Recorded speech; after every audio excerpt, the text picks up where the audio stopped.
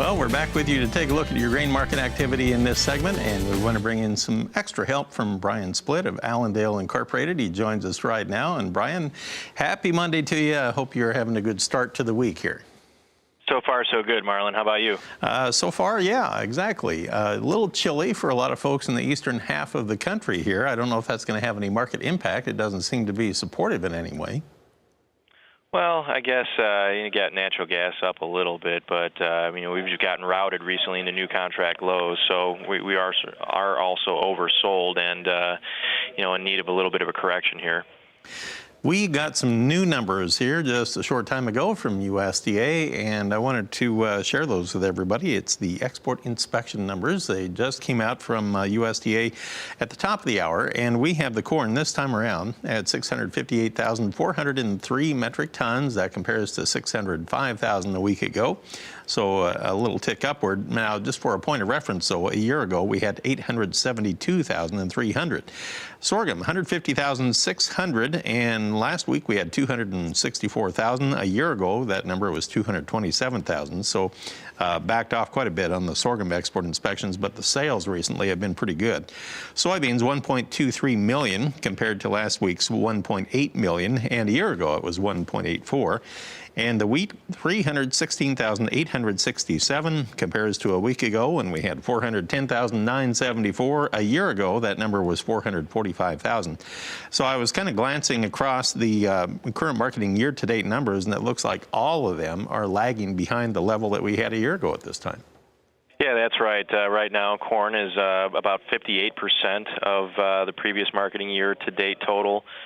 Soybeans are at about 86%, and wheat, really the one that's keeping up the best year over year at about 92%. But when you look at the total of all product, and that's including sorghum, all wheat, corn, soybeans, we're at 81% of the previous marketing year-to-date total. So definitely running behind last year's levels, no doubt about it.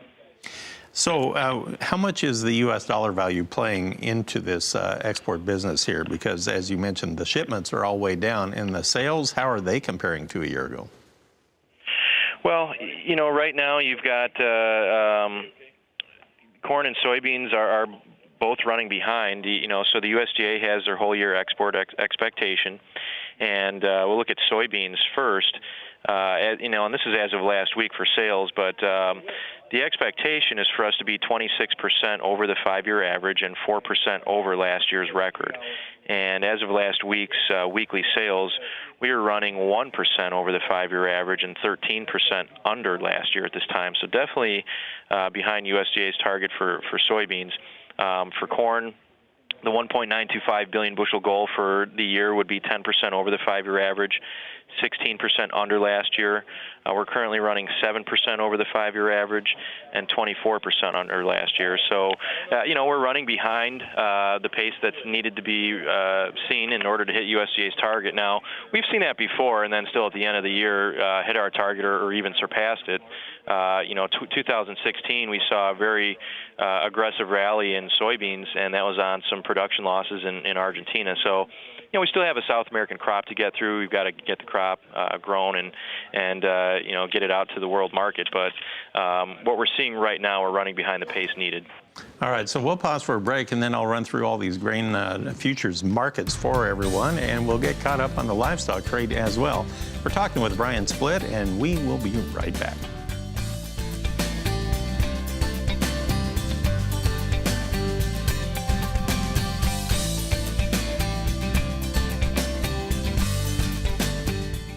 We are back with you, and we are talking with BrianSplitt of Allendale Incorporated in McHenry, Illinois. I want to run through your futures trade on the grains and then get Brian's thoughts on our livestock trade today as well.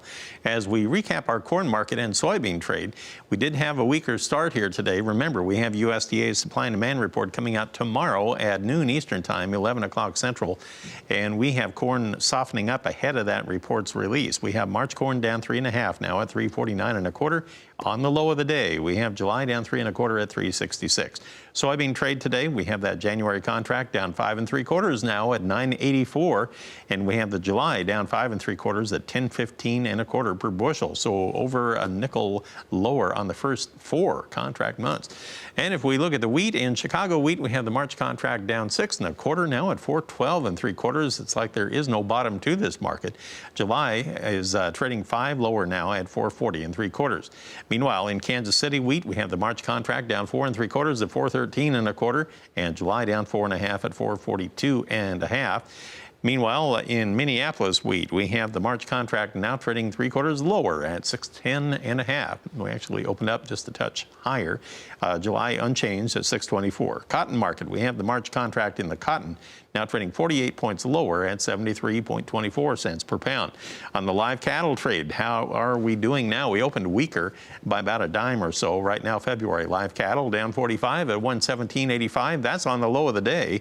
April down half a dollar now at 119.70, just 2 ticks from its low of the day. Feeder cattle trade, and let's switch over there. January down 42 at 144.80 per hundredweight. March down 44 at 142.88. Those are about 30 or 40 cents off of their lows of the day right now. Lean hog trade, we currently have the December unchanged. February, wow, down $1.30 now at 67.55. 2 ticks from its low of the day. BrianSplitt is back with us. And Brian, looking at the livestock trade, well, you combine that with the grains, it's kind of hard to find any plus signs anywhere here. Yeah, we definitely have selling across the board in agricultural commodities, and I just wanted to reiterate a couple things that we had talked about. I think the funds pay a lot of attention to chart points, and last week we had mentioned 2 chart patterns to look at. One of them is in the January feeders. We did validate a head and shoulder topping pattern, and technically what you would want to see is a revisit of the neckline in that pattern, so maybe a move back up towards 150 would be a selling opportunity. It's not guaranteed to happen, but the eventual downside target would be just above 135 in that contract, so roughly $10 lower. And then in the April hogs, and that's a contract we've talked about for quite some time, we do have a double top there. And I think what the funds will be watching there is a move below the November low, which was 70.62, and that's currently trading just above 72 at 72.10. A move below that November low would then eventually project down to about 65.25, which would be a revisit of that August monthly low. So it looks like you do have quite a bit of downside potential here yet, especially if you take out some of the chart support here. All right, and the commodity funds have really been moving positions around, but as last we knew, they were still heavily net long in the cattle and the hog, correct?